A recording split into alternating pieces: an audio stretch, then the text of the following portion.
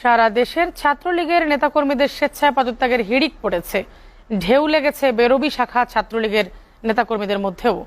হামলার ঘটনা নৃশংস উল্লেখ করে একের পর এক পদত্যাগ করছেন সংগঠনটির পদধারী নেতারা। সামাজিক যোগাযোগ মাধ্যমে বেরোবি শাখা ছাত্রলীগের সভাপতি ওমেল বড়ুয়া ও সাধারণ সম্পাদক মাহফুজুর রহমান শামীম নামে দুইটি গ্রুপ থেকে 11 জন অব্যাহতি নিয়েছেন বলে দেখা যাচ্ছে। আবার অনেকেই ফেসবুকে স্ট্যাটাস দিয়ে পদত্যাগ করেছেন।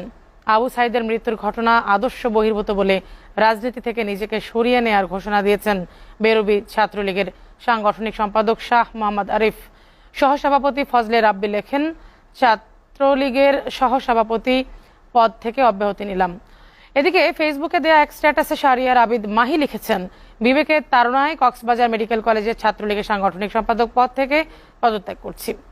রাঙামাটি সরকারি মেডিকেল কলেজ ছাত্রলীগ থেকে পদত্যাগ 5 ছাত্রলীগ নেতা কোটা সংস্কার ইস্যুতে ছাত্রলীগের ভূমিকায় ব্যথিত হয়ে এবং একজন ব্যক্তিগত কারণ দেখিয়ে সংগঠন থেকে পদত্যাগ করেছেন।